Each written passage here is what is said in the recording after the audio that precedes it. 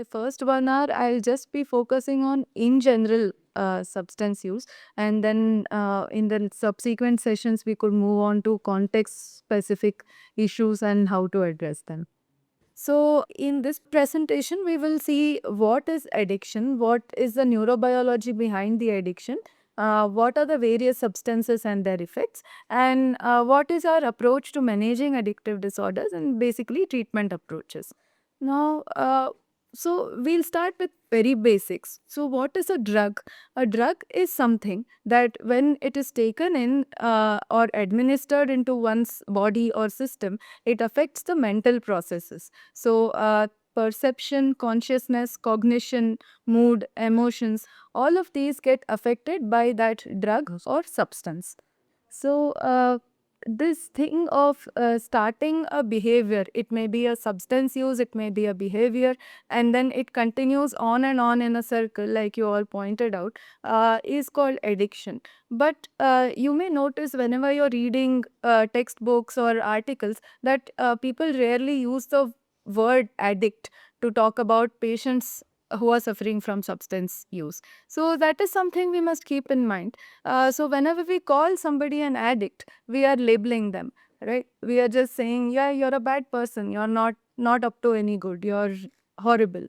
And if everyone in the society also has this opinion about an addict, right? So, as mental health care workers, we must be slightly more cautious in using the word addict. We usually use person with substance use disorder, or person with substance dependence, or person with behavioral addiction, and so on and so forth.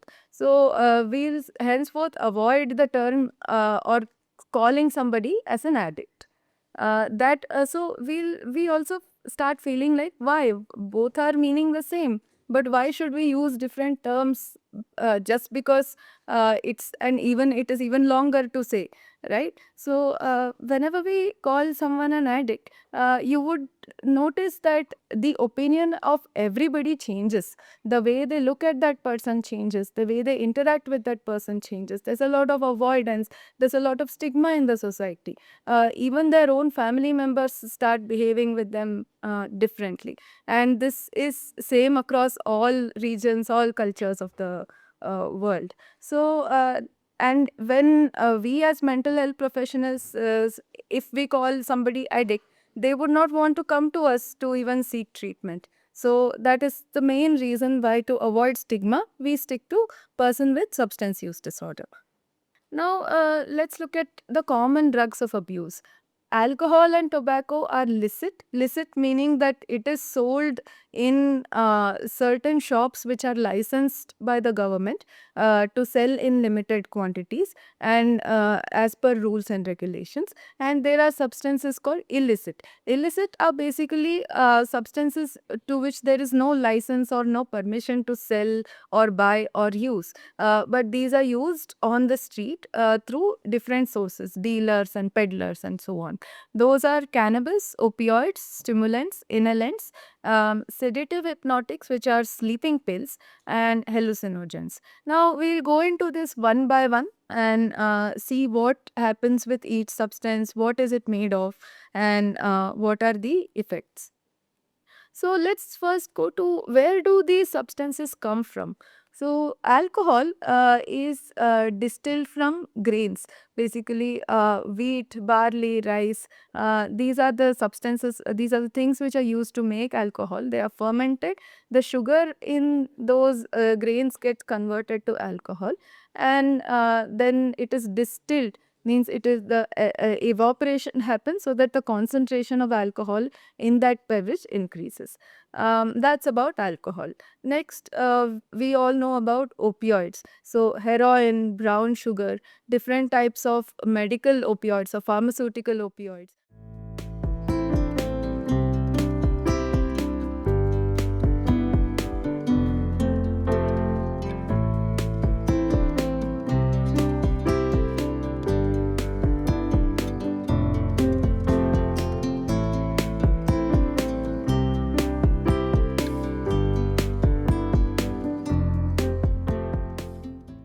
The aim of this training program is to give tangible skills to the human resource who are supposed to work in drug addiction settings. The training has been designed by involving the vast majority of people from the leading institutions of the country, that is the like AIMS, New Delhi, NIMHANS, Bangalore, and also our IMHANS, Institute of Mental Health and Neurosciences, Srinagar. For the information of the guests, the training program has the participants from two major disciplines, that is psychology and social work, and they are already working in the many of them, many among the participants are working under the different drug addiction settings. I welcome all of you to this 1 week training program on psychosocial interventions in drug addiction under the sponsorship scheme of Higher Education Department, JMK Government, under CAPEX. I, on behalf of the Department of Social Work, welcome our chief guest, Honorable Vice Chancellor, Professor Bilopar Khan, for being with us in this program. Thank you, ma'am, for guiding us and encouraging us to take community-relevant projects which serve the society in a very direct manner. We all know that how important it's to talk about drug addiction and how important and crucial and critical it's to work together for this cause. Thank you, ma'am. I also welcome our registrar, Professor Nasir Iqbal, guest of honor, for accepting our invitation and always supporting the endeavors which the Department of Social Work undertakes. Thank you very much, sir, for being with us here. I would like to thank Professor and Health Department of Psychiatry, IMHANS, Srinagar, Professor Mohammad Maqbool Dar, for accepting our invitation and will give his key remarks on the event. Thank you, sir. I welcome all the faculty members of the department and other departments, and most important, I would like to welcome all the participants of this program.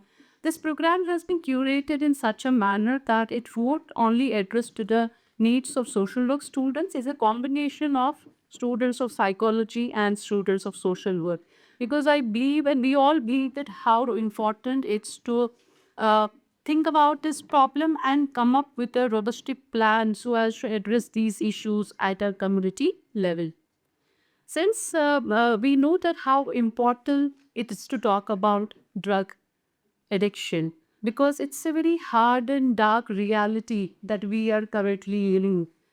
Just yesterday, a news item, and I would like to quote that one of the narrative of a client, Afia, her narrative was, I used to dream of flying high above the mountains, touching the blue sky as a flight attendant. Now I'm stuck in a nightmare, high on drugs, fighting my life. So we have reached a particular stage where the drug addiction among youth is so high that the researchers, the academia, they don't have very clear-cut answers at which age group actually it starts. Because the ATF centers are seeing young visitors, very young visitors, whom maybe normally we cannot comprehend that they would be taking drugs. So it makes very important for academia or the research institutions and the civil society to remove the stigmatization related to this. We never talk about drug addiction with our children in our normal conversations. We whisper, we gossip, and we do not think about this issue which needs the attention of all of us. Ma'am, this training is curated in such a manner that it will have a hands-on training which will be more focusing on the therapies and various techniques which these students will be implementing in future. Because we have taken a group of participants who have shown inclination of working in this particular sector. This training will be provided in a combination manner where the students, the participants will be also be visiting the SMHS hospital, and also they will be guided and facilitated by Dr. Fazil Rock. We also have roped in Dr. Yasif on IMHANS. We also have the mentorship of Professor Bakul, as already said. At the same time, the resource persons have been drawn from different addiction treatment facility. Like we have Dr. Apak from GMC Anantnag. Then we have Dr. Shaukas from, he's a CFO Kuldam. Then we have also tried to make it in such a manner so that the students will not only know what counseling is because they are all master students and they have already gone through what basic counseling is. But the very moment you come across a person who is abusing the substance, you feel that you are not capable enough of delivering your best. So we had requested all the resource persons to give hands-on training to you so that once you ever get a chance of interacting with a person who is abusing substance, you should be able to provide a comprehensive psychosocial support. Because we should believe in not only the curative approach, we also need to understand that psychosocial counselors like you can work implementing this by going to schools, colleges, and also working at the community level. I believe that this training program will be very fruitful to all of you. I encourage all of you to make it very participatory. I know this is the month of Ramadan, but I believe that during this month of Ramadan, I think this is the most important contribution which you can give to the society. Thank you very much. The situation in Kashmir is particularly concerning. Over recent years, our center, Institute of Mental Health and Neurosciences, has witnessed a significant increase in cases related to substance abuse. Our latest stats show that between April 2024 to February 2025, is the latest statistics, approximately 75,567 OPD consultations were done for addiction patients. Substance use is predominantly prevalent among young males, and majority is unemployed population. Opioids were the most common psychoactive substance used in every district of the valley, with heroin being the predominant substance. Kashmir has an estimated sizable population of 67,468 substance dependent individuals, according to that study. The total prevalence of all substance dependence, according to that study, is 2.9%. The total prevalence of opioid dependence is 2.23%. Estimated number of injection drug users who are at risk of developing AIDS and other infectious diseases are 32,097, according to that study. Opioid dependence poses significant burden on economy, as the average monthly expenditure which we saw in that study by a heroin user was more than 88,000 per month. That means a lot of money. So this market increase underscores not only the prevalence of the problem but also the growing awareness and willingness of individuals to seek help. Our center focuses not just on treating addiction but on holistic recovery through psychosocial interventions. We have psychologists there, we have social workers there. We have implemented various programs including counseling, community outreach, and skill development initiatives. Psychosocial interventions play a pivotal role in addiction recovery. They address the mental, emotional, social factors that contribute to substance use. Throughout this training week, we will explore different methodologies, including cognitive behavior therapy, community engagement strategies, and family support system. Together, we will equip ourselves with the knowledge and tools to foster change in our communities. Let us remember that combating addiction is not the responsibility of a single department, say psychiatry or social work or something. We have to work in collaboration to help these patients. So, any collaboration, any help, any resource person you need from our department, we are always ready. We have been doing this together and we are all great. Drug addiction and then drug dediction. These are the two important terms which are related with each other. And both are the challenging problems, not only in this union territory, not only in this country, but throughout the world. But we are more concerned about the analysis data that come from this union territory of J&K. I was just thinking a while that we discuss, we organize, we have so many workshops, seminars regarding the drug addiction. But have we ever thought the output. Output in the sense that just keep a track. For example, in the Union Territory of J&K, there is a set defining data about the people who have the drug addiction. Have we ever realized that within a span of certain months or years, is this graph decreasing, or vice versa, God forbid, is this graph increasing? If this graph is decreasing, then the meaning of workshops and seminars is very important. If this graph is decreasing, then it is a challenge for us, because we need to devise then the mechanism.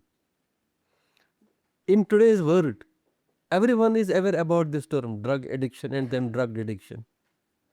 But then with the passage of time, we have to see that what we can contribute, what we are contributing to the society. As a Department of Social Work or Department of Sociology are having a project on this title, what I have been able to contribute to the society. Naturally, there are counseling centers and so many things. But I don't know really that where the data is going. I'm sure that you have the technical sessions today in this week. You will come across with a very well defined data that what happens to the what happened to the people who have been touched with this term. So where they have gone, how they are progressing their life, how they are progressing their work culture. I congratulate the Department of Social Work and her team, because you have been always organizing such kind of important. So workshops are of two types. One is a normal workshop where you have some fund, you have to utilize it. But the another one is a very important, where you have to do and you have to produce your results, because those results will be very important. Those results will justify your work, what you have done. And I am sure that you have a good team of scholars. Many of them would be doing some kind of work, some kind of analysis. Nowadays, every kind of work is done on the basis of the data analysis. I am sure that you people are doing that. You just want to see the trend, that how the drug addiction is going on. And you have definitely the models. I am sure that in your study you have the models. You get the results, you compare your results with those models and see the actually the agreement or disagreement. So since it's very technical, but I am sure that we have very good speakers here. It has been perhaps a response to the magnitude of the substance abuse problem which we had. And I must share with high amount of pride here that under the directions of our Honorable Vice Chancellor, Head of the Department, other colleagues, University of Kashmir has taken lead so far as addressing or sensitizing the individual civil society members, higher education institutions in the area of substance abuse. While we believe that the IMHAMS has looked at the medical model, but our University of Kashmir Department of Social Work has taken a lead so far as the social and the community model is concerned. As rightly said by the sir, it is not only the medical model which can help us to address into issues. And I think our department has been forefront among all the universities, I must tell you. This has been a very important course, and we have been consulted. In fact, the government in the past has kept this course as an eligibility for the recruitment, particularly in the addiction treatment facility centers, which they have established in different districts of the center. So all our pass outs, majority of the pass outs, they are placed at ATF centers, UNICEF organizations, hostels, district hostels, OSC centers. So many students have moved from this department, and they are doing a good job. Additionally, we have trained civil society organizations. Previously also, ma'am was chairing the session also. And the college teachers also have been trained in the identification and the referrals in this area. And so far as the fashion is also concerned, many pass outs have started their own initiatives. Homepreneurs they have become. Some have established their boutiques. Some have started. So some tales which we have kept in the data. And in fact, they keep on sending whatever they do. We have established a group and they keep on sending details and all. So I think given the success of these two courses, I may request the Honorable Vice Chancellor and Head of the Department also, if we can convert this into PG diploma in collaboration with the NIMHAMS, where they can look into the practical part and ours is looking into theory. PG 1 year diploma, both of these can be converted given the problem which we have in the region and producing the trained human resource who can really benefit the society as a whole. It can be a contribution from there. Additionally, ma'am, we have been working with the ICMR also, Indian Council of Medical Research. In the last 2-3 years, we are working devising an intervention manual for the college and the higher secondary teachers. And this manual can be used by these teachers whenever they see any student in stress or having some difficulties. That manual can be used as an intervention in the college, and that study is in progress. And we are working on that. Happy to see that this drug de-addiction course under RUSA is taking up pace, is becoming, very popular. But my again query is, I think you have the data, after uh, giving education to the group, after they give the examination, they pass out. You have the data where they are employed, isn't it? One is that data is very important for us. Number two, it's very important, what type of interventions we are having, maybe in collaboration with Department of Psychiatry, maybe with the NGOs, how we are reaching to the community and how we are reaching to the population. Are we doing that? How successful we have become over there to see how this drug de-addiction strategy or this drug de-addiction thing is being taken care by us, उसमें हम क्या कर रहे हैं. और फिर community reach. By community reach, I mean इनने family का बताया, family is very important.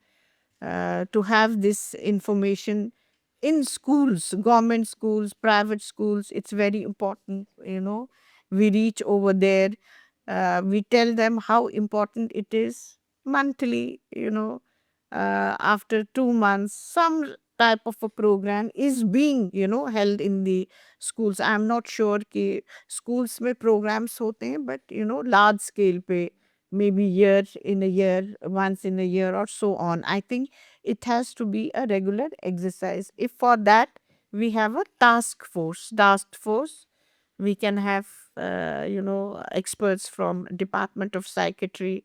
Your students can help. NGOs, few NGOs you can have in it. Then locals may people who are working at the community level, government organization, private organization, unko on board leke. If we can have some type of, mission about this in the schools, because it's the schools from where we have to, do the catchment, would be very good. कुछ आप program कर सकते हो, you can have a painting competition, you can have a debating competition. I think this is how we can reach to the various, masses. And in the, university itself, I think these types of exercises are very important. I will definitely look forward.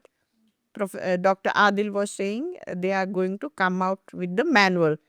I have already written over here that manual should be there. अच्छा सा आप manual बनाए. This manual should be not in English, should be translated in Urdu, should be translated even in Kashmiri.